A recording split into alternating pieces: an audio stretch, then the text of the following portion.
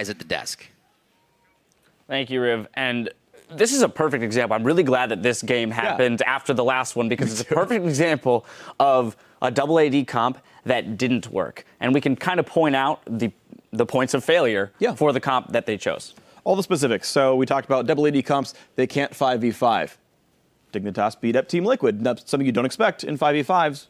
Again, the composition is the reason why. And the elements that are supposed to be there that shore up that weakness are missing. No Lysandre for the heavy pick. They have Vi for that role. Okay, that's fine, right? They can try to make some early engages in, but they have really no good disengage. They've got Maokai, a team fight tank that doesn't help you. You're going to lose the team fights anyway, no matter how well Quas does in this one. Instead, you've got to pick the same elements that CLG did. Okay, Lysandre's banned. Fine, play Kennen. Very similar role here. You know, slower on the engage, but largely a very similar role done by that champion. Alistair was still up. Lee Sin was still up. All these elements that would actually allow you to get away from these, like Ari's diving at you and the Rumble equalizer on top of all your stuff. Like, all that crap still existed, and Team Liquid couldn't do anything about it.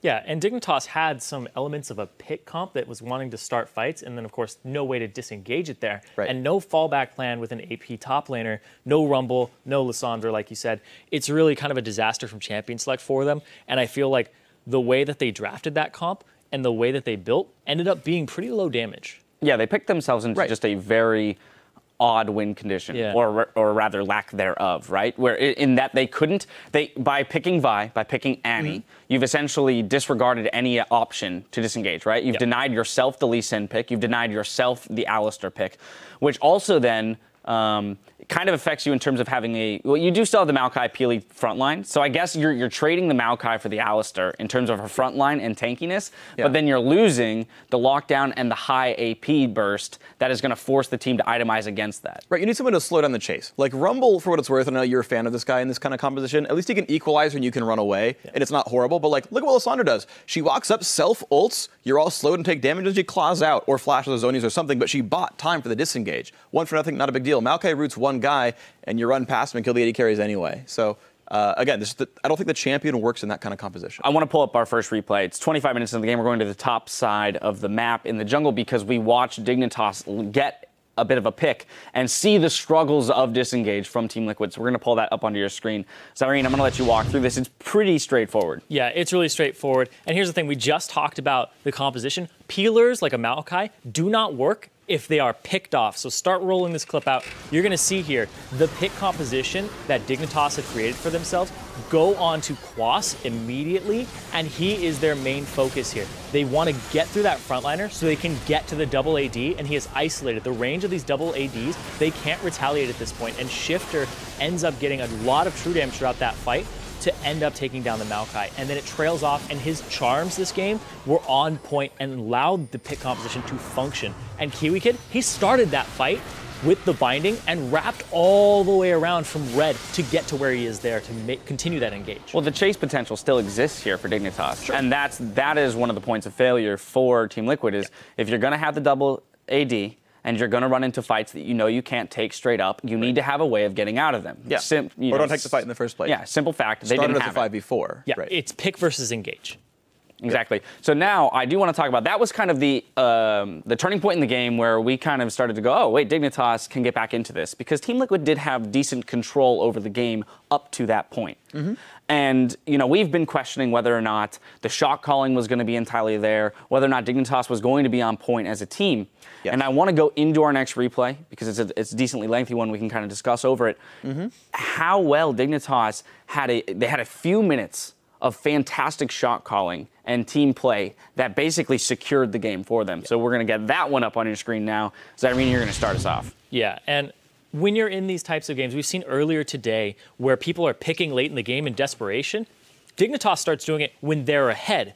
So they start getting off Quas. They get the pick on the guy who's supposed to peel, and they end up just going all at him. They blow a lot on him. A lot of like abilities and ultimates are blown here. I believe 4 ultimates go just to get Quas. Just to get him down. And then Kiwi Kid gets Piglet's flash here, so he won't have it later on, and then they just regroup, and they do it again. The amount of calm they have on this team, and the vision control of the Baron pit, 2 pink wards guarding all of this area. It's 2 cool things. So one right now, Sivir's baiting. The rest of our team is down to the bottom left. He's like, if they go on me, we can flank him. Okay, that's not working. instead we'll clear the turrets or clear the wards, and then we're just going to go for the Baron bait. This part's super sick because they're like, oh, we're going to go Baron. Wink, wink, nudge, nudge. But here's the situation. It's a catch-22 now, because if they don't check Baron, it goes over for free. If they check Baron, they just blew 3 to 4 flashes in that time we've been watching this replay, and they capitalize on it immediately with just the tiny little check there by Special.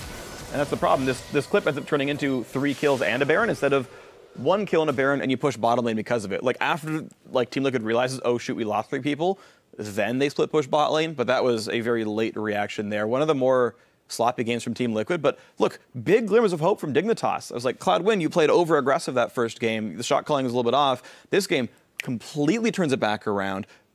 Really, really nice calls right there. That was very clean, very well executed.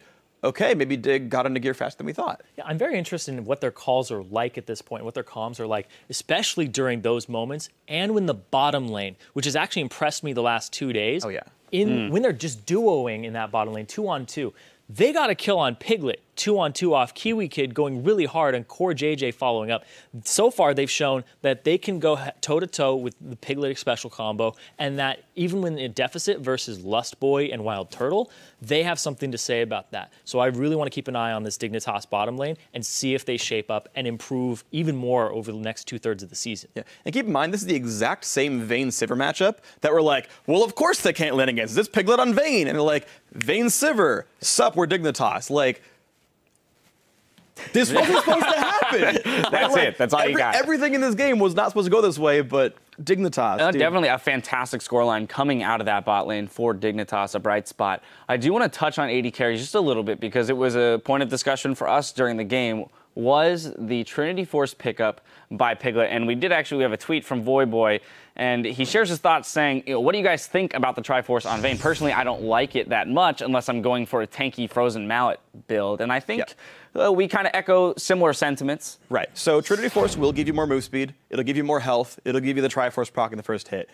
Okay, those are kind of nice, but it costs the same amount of gold as an Infinity Edge. And when your team is already lacking damage because you're running tank, AD carry, low damage mage, you need damage output, right? It's the same problem we had with Kian going like Hex Drinker and random crap on Corki. Like, your damage output goes away. WAD comps, when you run a tank top, lack damage. And he lacked further damage on Vayne. There were a couple of team fights specifically where I saw if he had eye edge, he would have gotten a kill or two. And look, all WAD comps want to do in the first place with picks like this is just make it a 5v4 and then phone it in from there. But if you don't have damage, you can't do that. Yeah, and like you said, the huge part of AD carry damage is getting that Infinity Edge spike, which multiplies the stats he'd already purchased for himself. The only thing I can think of is that he wanted to kill turrets faster. That's about it that I could think of. You don't even get tumble back on turrets, though. Yeah. Like, there's no way it's going to be efficient. The Trinity Force proc. Yeah, the Trinity Force, but because you get tumble again, right? Exactly, but that's all I can think of. No way. Yeah, I mean, there was that one point in time when Triforce was kind of that solo split pushing Vayne build, but even so, the damage output from he followed the Vayne champion spotlight build. There you go. Yeah, he's following your advice from a very long time ago. So I think Triforce works as a Phantom Dancer replacement. I don't think it's necessarily optimal because you lose out on that crit that, again, we care about, and you lose out on 25% attack speed. But it does work in that context. It is not an Infinity Edge replacement. That's the big problem. Yes. Okay, there we go. Some clarification there. So definitely not optimal. Would have preferred to see the eye edge come in. Then the Quicksilver actually would have come in sooner as well, and could have possibly saved him in a few moments where he did find himself caught out by a binding or a charm, things like that. Yeah, I'd want to hear his thoughts on it, on why he went that build path. All right, well, maybe he'll let us know. Yeah. We do have to top off the broadcaster mana, but don't go anywhere because up next we have Teammate versus Winter Fox. You're watching the North American LCS. All right, let's go, guys. Let's do it. All right, let's rock. Let's do it. Let's go. Not going to be putting out huge damage, but able to still pull them off the fight. Oh, nice. Just get in here, Jarvan. Oh, come here. No vision. Go.